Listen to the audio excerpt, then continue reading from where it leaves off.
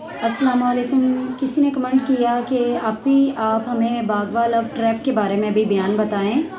तो बागवा love trap जो है उसके बारे में हमारा दीन क्या कहता है।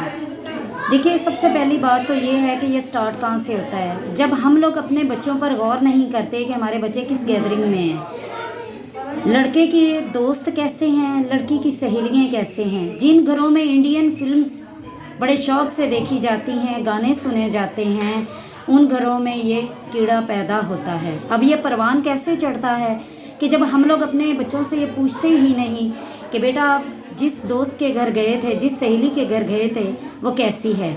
और दूसरा ये कि जब हम अपने बच्चों की तरफ गौर नहीं करते कि हमारे बच्चे नमाज़ पढ़ते हैं या नहीं, उनका अल्लाह के साथ ताल्लुक़ है या नहीं, तब ये गुनाह का आगाज़ हो जाता है। जैसा कि हमारे पाकिस्तान से एक सीमा नामी औरत जो है वो इंडिया में गई, तो जब उससे पूछा गया कि आप मुसलमान हैं, क्या आप मुसलमान हैं, क्या आपका दीन से कोई तल्लक है, ना तो उसे नमाज के बारे में पता था, ना उसको दीन के बारे में पता था। तो देखिए कि उसने क्या कहा कि ना तो मुझे कलमा कभी पढ़ाया गया, ना मैंने कभी नमाज़ पढ़ी है। हाँ, रमज़ान में मैं पढ़ती थी।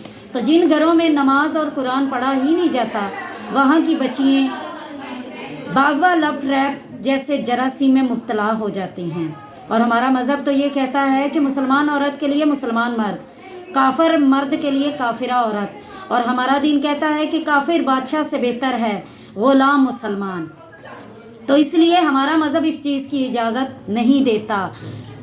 जो औरतें या मर्द मुस्लिम हो के गैर मुस्लिम से दोस्ती रखती हैं, तो हमारा दीन उन्हें दायरा इस्लाम से बाहर करता है। वो कैसे?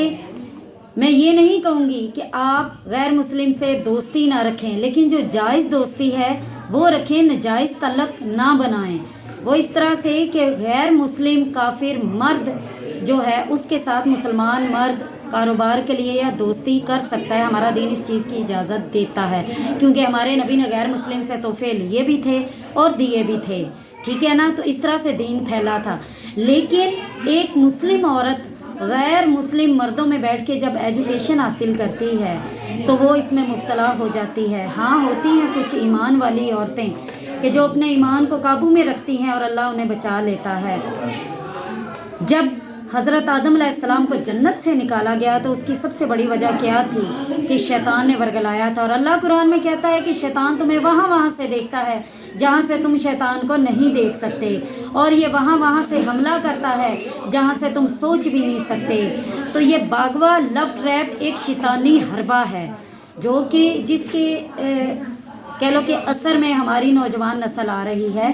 तो काइंडली मैं पेरेंट्स से ये कहती हूँ कि आप लोग अपने बच्चों के तरफ तवज्जो करें। आपकी बेटियाँ जिन सहेलियों के साथ जाके बैठती हैं, जिन सहेलियों के साथ मिलती हैं, जिन सहेलियों से बात करती हैं, आप लोग गौर करें कि क्या वो जो उनकी सहेलियाँ वो नमाज और कुरान पढ़ती हैं, क्या उनको उनके माँ बाप ने दीन से अटैच किया है। तो अगर आपके बच्चों की दोस्ती अच्छी होगी यानी सोहबत अच्छी होगी, तो फिर आपके बच्चे इस तरह की शैतानी हथगंडे जो हैं उनसे महफूज रहेंगे। अस्सलाम वालेकुम रहमतुल्लाहि व बरकातहू।